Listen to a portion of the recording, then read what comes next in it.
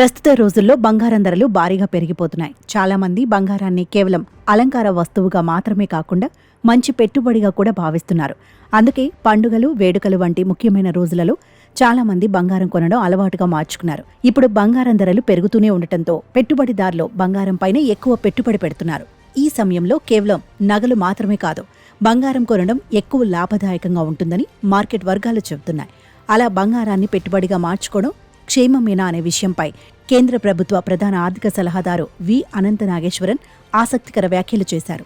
సురక్షిత పెట్టుబడిగా బంగారానికి డోకా లేదని నాగేశ్వరన్ అన్నారు. ఈ కోణంలో చూస్తే భవిష్యత్తులో పసిడికి డిమాండ్ మరింత పెరుగుతుందన్నారు. పసిడి మార్కెట్లపై ఐజీపీసీ, ఐఐఎంఏ నిర్వహించిన వార్షిక సదస్సులో ఆయన అభిప్రాయం వ్యక్తం చేశారు.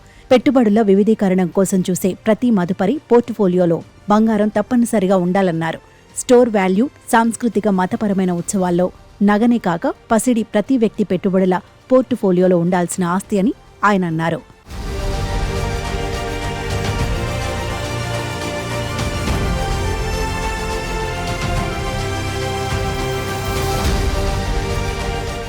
గత 23 సంవత్సరాలకు చూసిన ఔన్స్ బంగారం ధర $250–290 నుంచి 10 పెరిగిందని కేంద్ర ప్రభుత్వ ప్రధాన ఆర్థిక సలహాదారు నాగేశ్వరన్ అన్నారు. గత 3 నెలల్లో దేశీయ స్టాక్ మార్కెట్ 8% నష్టపోతే ఔన్స్ 24 క్యారెట్ల బంగారం విలువ మాత్రం $200 అంటే 8% పెరిగి $2,860కు చేరిన విషయాన్ని అనంత నాగేశ్వరన్ గుర్తు చేశారు. పసిడి ప్రాముఖ్యత ముందు మరింత పెరుగుతుందన్నారు. ప్రస్తుతం మన దేశంలో బంగారాన్ని నగల తయారీ లేదా సురక్షిత పెట్టుబడిగానే ఉపయోగిస్తున్నారు. భవిష్యత్తులో ఈ ధోరణి మారి మరింత ప్రయోజనకరంగా ఉపయోగించే అవకాశం ఉందని నాగేశ్వరన్ ఆశాభావం వ్యక్తం చేశారు. అయితే ప్రపంచవ్యాప్తంగా పెరిగిపోతున్న ప్రభుత్వాల అప్పులపైన మాత్రం సీఈఏ నాగేశ్వరన్ ఆందోళన వ్యక్తం చేశారు. ప్రస్తుతం ఈ అప్పులు అనేక దేశాలకు మోయలేని భారంగా మారాయన్నారు. దీంతో భవిష్యత్తులో ప్రభుత్వాల ఆదాయాలు ఈ అప్పుల చెల్లింపులకే సరిపోతాయి తప్ప అభివృద్ధి ఖర్చులకు ఏమీ మిగలవన్నారు. ఈ ఏడాది మార్చి ముగిసే నాటికి మన దేశ అప్పు జీడీపీలో 57.1% చేరే అవకాశం ఉందన్నారు. 2026 మార్చి నాటికి దీన్ని 56.1% తగ్గించేందుకు కృషి చేస్తున్నట్టు తెలిపారు.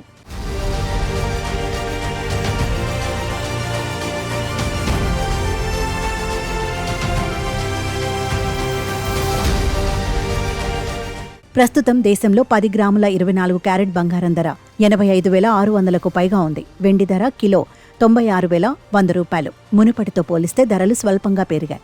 ఇక సమీప కాలంలో బంగారం ధరలు పెరిగే అవకాశం ఉందని ట్రేడ్ వర్గాలు అంచనా వేస్తున్నాయి.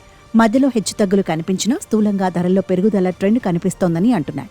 కాబట్టి దీర్ఘకాలిక పెట్టుబడులు పెట్టాలనుకునేవారు బంగారంపై ఇన్వెస్ట్ చేసేందుకు ఇది తగిన సమయమని చెబుతున్నారు. అయితే స్వల్పకాలిక పెట్టుబడుల కోసం చూసేవారికి మాత్రం 86,000 వద్ద ధరలు కాస్త హెచ్చుతగ్గులకు లోనయ్యే అవకాశం ఉంది. కాబట్టి ఇలాంటి వారు మరికొన్ని రోజులు వేచి చూడటం మంచిదని అంటున్నారు.